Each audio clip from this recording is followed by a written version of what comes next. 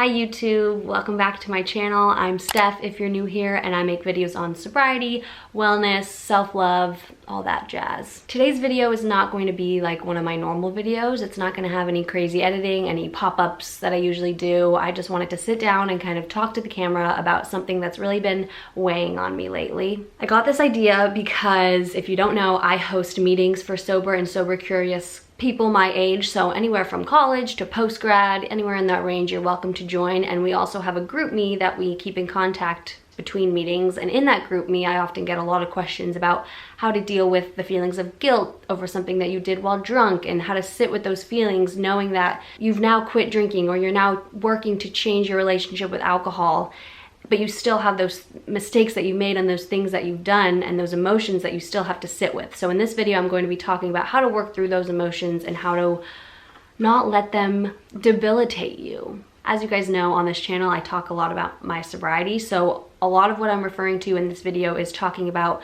the guilt and shame you may feel over things that you've done while drunk, but these tips can really apply to any mistake that you've made. I have done many effed up things while drunk.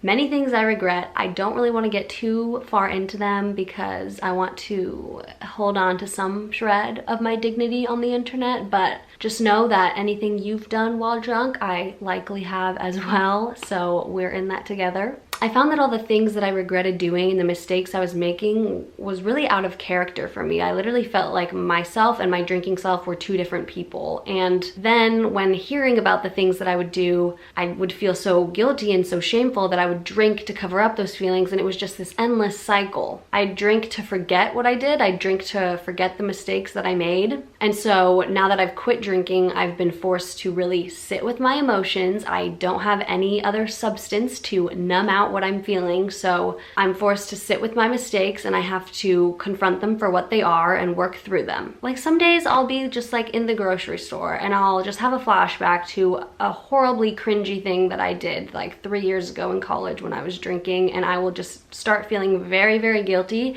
and that is when these tips come into play. Before we start, I think it's important to mention the difference between guilt and shame.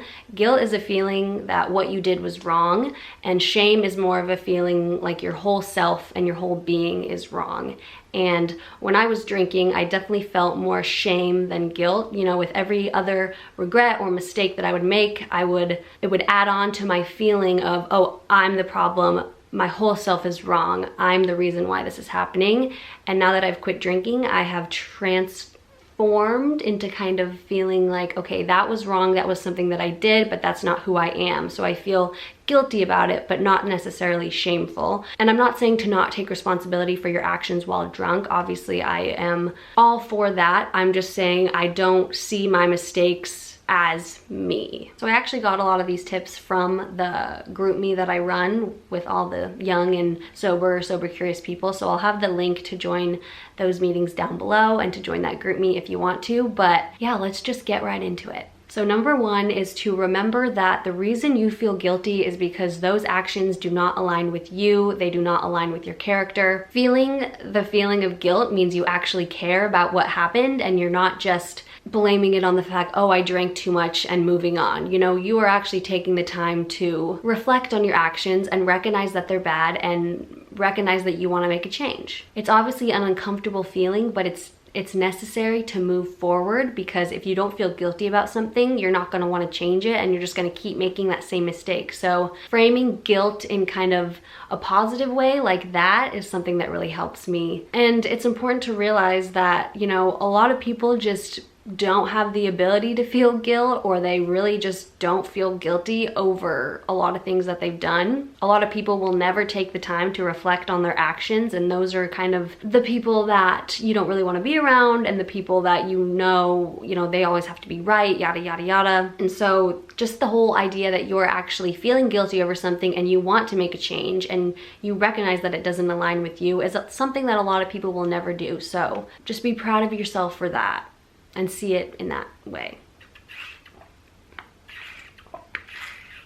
The second thing that really helps me is to kind of view yourself as two different people. And I've heard this a lot. People say, you know, my sober self and my drinking self are like two different worlds, and that's exactly how I felt. In high school, I even had an alter ego. My friends would call me Victoria because when I drank, I was just not myself at all, and I had become this entirely different person who was violent and angry and would do things that weren't aligned with what I would do sober. Who you are and who you are drunk, view it as two different people, because alcohol is a very powerful substance that makes people do very powerful things that they may not necessarily mean. And I'm not saying to not take responsibility for your actions while drunk. I definitely believe in that, because obviously it's just a substance. It's still you making the decisions, but alcohol does have this power over people because it is a depressant, it is an addictive substance, and it has a lot more power than I think a lot of people realize. So viewing you have yourself and then you have what you did drunk, and view them as two different people. You are not your mistakes, you are not defined by your mistakes, and you are not defined by what you did while intoxicated. Something that is talked a lot about in the sobriety community is the fact that alcohol makes us forget our true selves.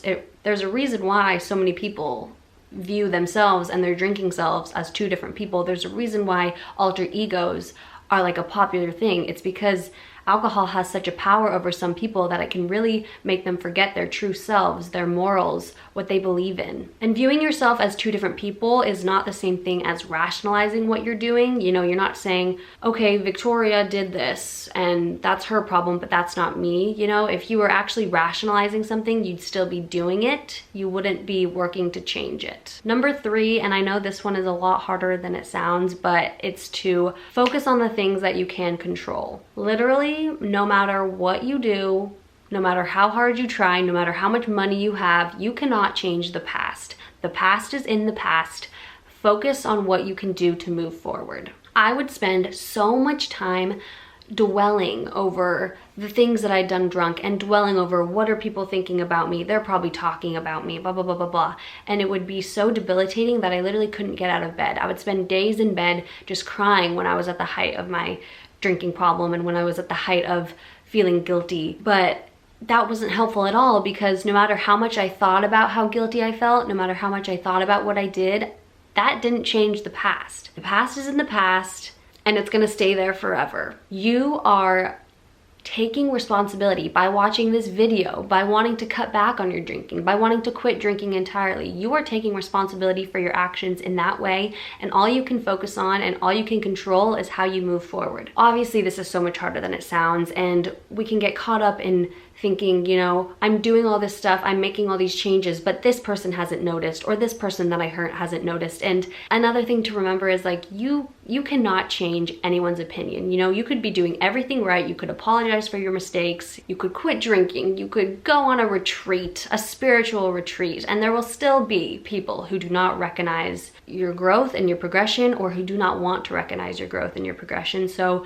stop focusing on what they think and really focus on how you feel moving forward. There are people in my life that I've hurt and that I've apologized to, but I still know that they probably don't totally forgive me, and they'll probably always see me in this certain light, and that's just a consequence that I'm gonna have to live with.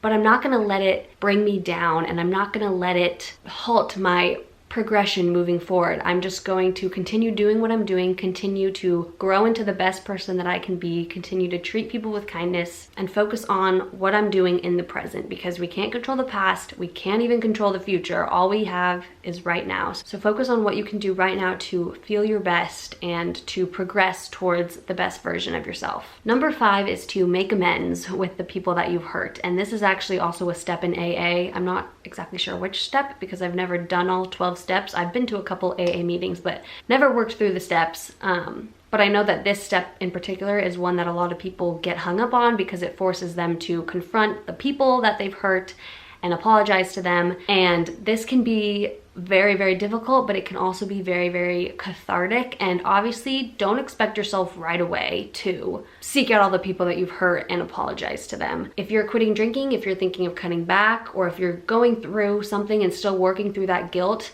Making amends can make you feel a lot better, but don't feel like you have to do it right away. I don't think I started reaching out to people and apologizing until probably like 4 or 5 months into my sobriety, because I still had so much guilt and personal things that I needed to work through. And then once I worked through that, then I was able to kind of start mending the relationships with others. Number 5 is to purge your mistakes. And what I mean by that is, one thing that I would do when I was first trying to quit drinking is I would write down every horrible thing that I've done while drinking on a piece of paper, and I would stare at it and I'd be like, do you ever want to do these things again? Why are you still drinking? Yada, yada, yada. And that was kind of just a very negative way to look at it. But one thing that did really help me was when I had that list, I decided, you know, I'm not going to keep looking at this list and reminding myself of all the mistakes that I'm going to make.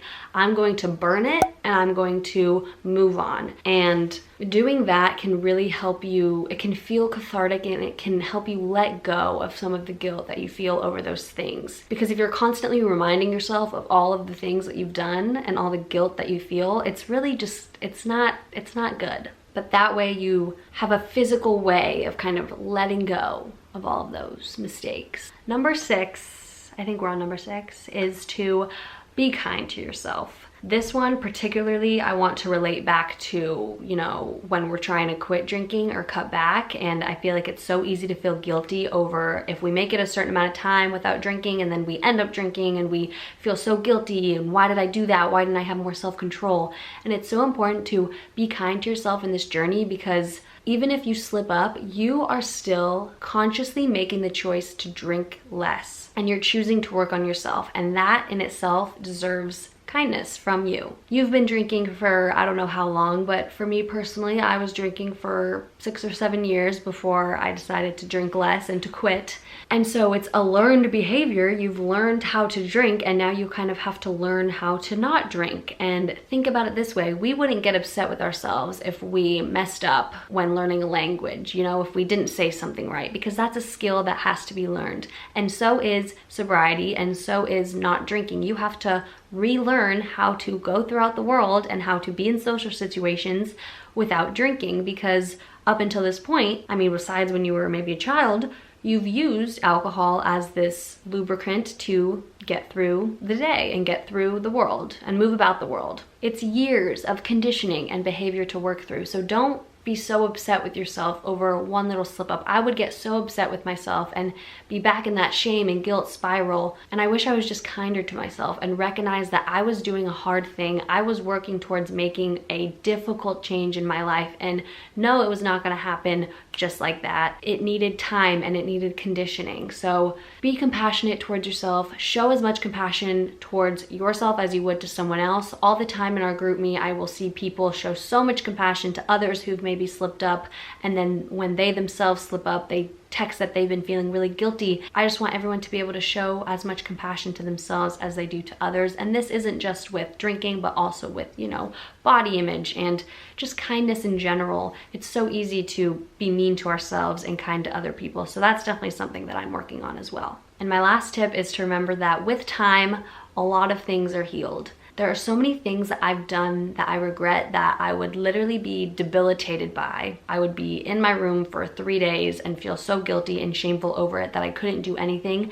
And now I'm finally at a place many months, even years later, that I can actually sit through those feelings and work through them. It's so easy to be kind of debilitated by what others are thinking of us, when in reality, no one is thinking about your mistakes more than you are. Think about all the other times that you've seen people do stupid stuff while drinking. Like, you're not spending every single day thinking about that. We are our worst critics. We are the hardest on ourselves. And so by recognizing that, you know, no one thinks about your mistakes more than you do, and you're the hardest on yourself. Again, we can take some of that kindness and show it towards ourselves. Obviously, when you do something you regret, it's gonna be on your mind, front of mind for a long time, but eventually with time, that will fade into the background and you'll be able to move forward and move past the guilt that you feel. And that's all the tips that I have. Thank you all so much for watching. I hope these were helpful, not just for people who are looking to change their relationship with alcohol, but also